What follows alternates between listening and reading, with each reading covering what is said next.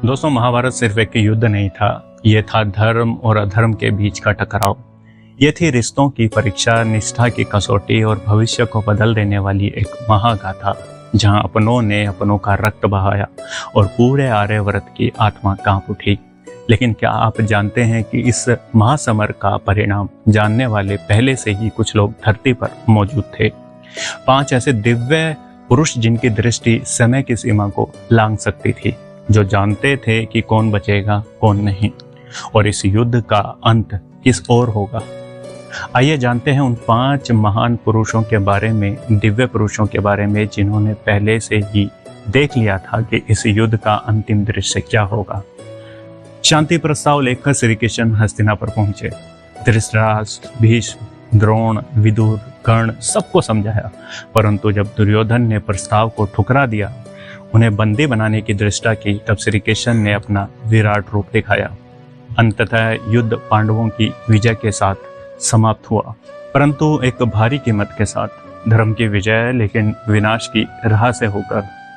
दूसरे दिव्य पुरुष थे भीष्म पितामह, इच्छा मृत्यु वाले महायोद्धा, जिनकी प्रतिज्ञा को देवता भी प्रणाम करते थे। भीष्म गंगा पुत्र, कुरुवंश की रीढ़, महायोद्धा और इच्छा मृत्यु का वरदान पाए हुए दिव्य पुरुष।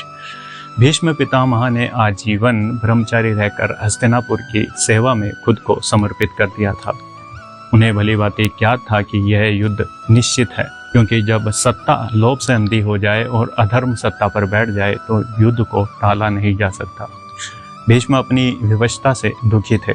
उन्होंने श्री कृष्ण से कहा, मैं जानता हूँ कि धर्म पांडवों के पक्ष में है, परंतु मेरी निष्ठा हस्तिनापुर की गद्दी से बंधी हुई है।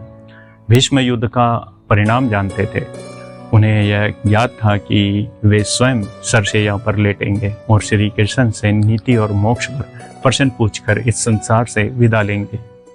सरसैया पर पड़ा यह महायोद्धा केवल शरीर से घायल था, पर आत्मा से सत्य को पहले ही जान चुका था। तीसरे दिव्य पुरुष त्रिकालदर्शी महर्षि वेदव्यास जी, जिन्होंने इतिहास लिखा, वे स्वयं भविष्य को देख सकते थे। महर्षि वेदव्यास महाभारत के रचयिता, एक ऐसे मुनि जिनकी दृष्टि काल के बंधनों से मुक्त थी। उन्होंने न केवल इस महासमर को पहले से ही देखा, बल्कि यह भी प्रयास किया कि युद्ध टल जाए। वेदव्यास जी ने धृतराष्ट्र को कई बार समझाया, राजन, समय अभी भी है, जो तू बो रहा है वही तुझे फल देगा। न्याय करेगा तो तेरा कुल बचेगा। परंतु अंधे धृतराष्ट्र की आंखें तो नहीं थी, परंतु उसके निर्णयों की अंधता ने भी वंश को विनाश की ओर ढकेल दिया। वेदव्यास जी ने संजय को दिव्य दृष्टि दी, ताकि धृतराष्ट्र आंखें बंद करके भी युद्ध देख सके और समझ सके कि उनकी संतानें किस राह पर जा रही है। उन्होंने ग्रंथ लिखा, उन्होंने चेतावनी भी दी, पर जब अधर्म गूंगा हो जाता है तो शब्द व्यर्थ हो जाते हैं। चौथे दिव्य पुरुष थे संजय, जो महल में बैठकर देख रहे थे कुरुक्षेत्र का युद्ध। एक ऐसा व्यक्ति जिसने अंधे राजा को युद्ध का आंखों देखा हाल सुनाया।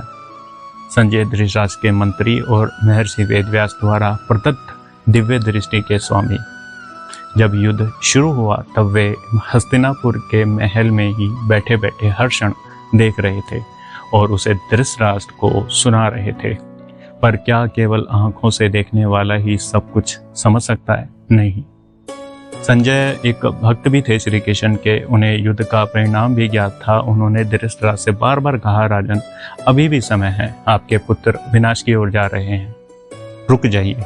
परंतु जब राजा सत्ता के मोह में अंधा हो तो सत्य की पुकार भी उसकी आत्मा नहीं सुन सकती। संजय की दिव्य दृष्टि केवल दृश्य नहीं थी, भविष्य की साक्षी भी थी। और 5वें दिव्य पुरुष थे कृपाचार्य, अमर पुरुष, विश्वरूपदर्शी, जिन्होंने श्री कृष्ण का विश्वरूप देखा। वे सामान्य नहीं हो सकते थे।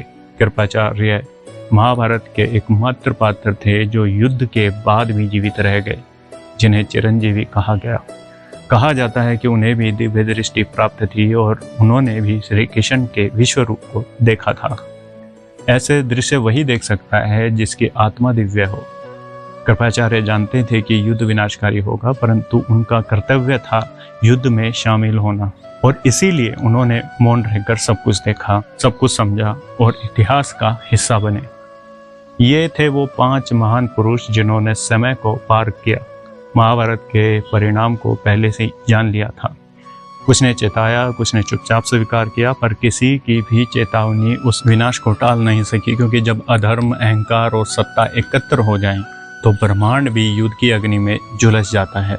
महाभारत की गाथा आज भी हमें यही सिखाती है, पर अंततः विजय उसी की होती है जो धर्म के पथ पर चलता है।